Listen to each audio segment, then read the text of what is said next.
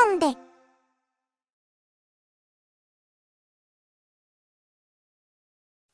선생님 안녕하세요. 저는 수학 수업에 톡톡 수학 탐험대를 즐겁게 활용하고 있는 정선 고안초등학교 교사 김건우입니다.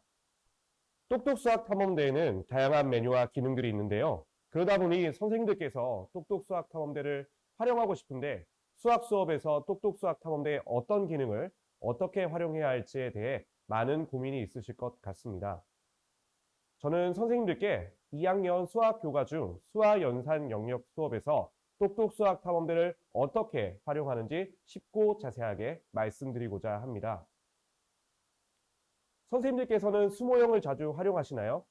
구체적 조작기에 해당하는 2학년 학생들은 수학 교구를 활용한 다양한 조작 활동을 통하여 수학적 개념 습득이 필요한데요.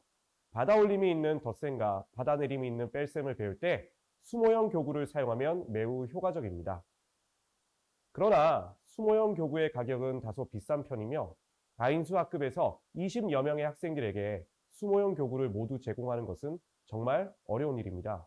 또한 저학년이다 보니 수모형을 책상 아래로 떨어뜨리거나 장난치는 경우도 종종 볼 수 있습니다. 따라서 이러한 어려움을 해소하기 위하여 선생님들께 2학년 수화연산 영역에서 똑똑수학 탐험대 교구 중 수모형 교구를 활용하는 방법에 대해 소개하고자 합니다. 받아올림이 있는 덧셈을 할 때 먼저 숫자를 물음표로 가리고 피가수와 가수를 각각 노란색 수모형과 하늘색 수모형으로 나타냅니다.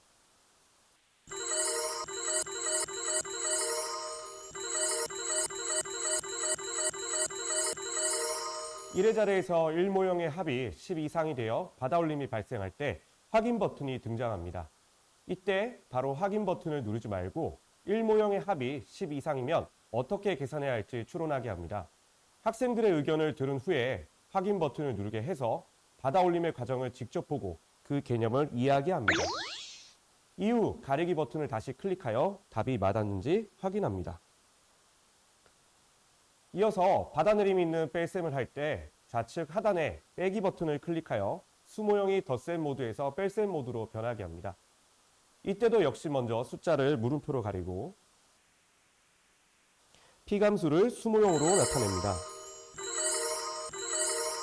감수가 1모형의 개수보다 커서 받아내림이 발생할 때 10의 자리에서 10모형 한 개를 1의 자리로 옮깁니다. 그리고 덜어낸 수모형은 좌측에 있는 덜어내기 공간에 하나씩 옮겨 받아내림 과정을 구체적 조작을 통해 직접 확인하게 합니다. 이어서 가리기 버튼을 다시 클릭하여 답이 맞았는지 확인하게 합니다. 다음으로 자유활동 중 2학년 수화연산 영역에 활용하기 좋은 스피드 레이싱이 있습니다. 신나게 자동차 경주를 펼치면서 즐겁게 덧셈과 뺄셈 문제를 푸는 방식입니다. 학생들이 게임을 하기 전에 시작하기 왼쪽에 있는 동영상 재생 버튼을 클릭하여 스피드 레이싱 게임 방법을 미리 숙지하게 하는 것도 추천드립니다. 스피드 레이싱은 자동차를 왼쪽, 가운데, 오른쪽으로 움직여 장애물을 피하다가 덧셈과 뺄셈 문제를 만나게 됩니다. 이때 문제 아래에 왼쪽, 가운데, 오른쪽에 지시를 쓰고 정답이라고 생각하는 곳으로 자동차를 움직여 정답을 맞히는 게임입니다.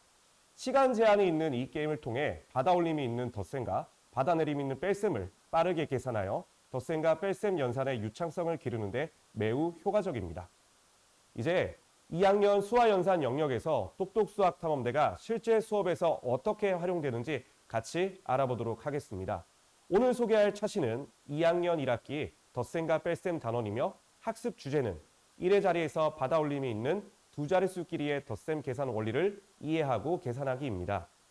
도입에서는 지난 시간에 배운 받아올림이 있는 두 자릿수와 한 자릿수 덧셈인 15 더하기 6을 설명하는 교과활동 동영상을 함께 보면서 계산 원리를 확인합니다. 활동 1에서는 교과서에 제시된 문제 상황을 이해하고 원리의 필요성을 인식한 후 똑똑 수학 탐험대 교구 중 수모형을 이용하여 23 더하기 19 덧셈식을 나타냅니다.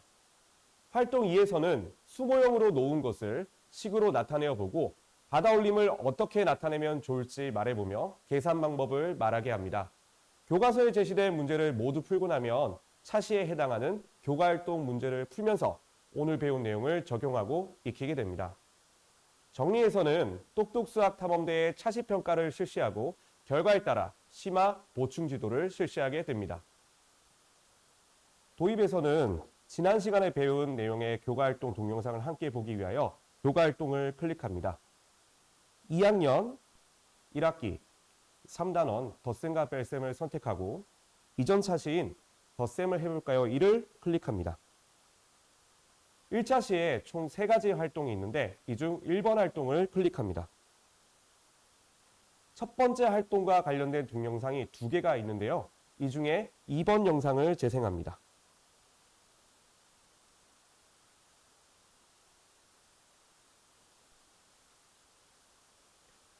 이번에는 활동 1에서 23 더하기 19 덧셈식을 똑똑수학탐험대 교구 중 수모형을 이용하여 23 더하기 19 덧셈식을 나타냅니다. 이때 1모형의 개수가 12개가 되면서 확인 버튼이 생성됩니다. 이때 어떻게 계산을 해야 할지 추론하게 한 후 직접 확인 버튼을 눌러 받아올린 과정을 확인합니다. 활동 2에서 교과서에 제시된 문제를 모두 풀고 나면 차시에 해당하는 교과활동 문제를 풀게 합니다. 해당 차시에 교과활동이 총 3개가 있으므로 수업 시간을 고려하여 1개의 활동만 풀어보고 나머지는 과제로 제시할 수도 있습니다.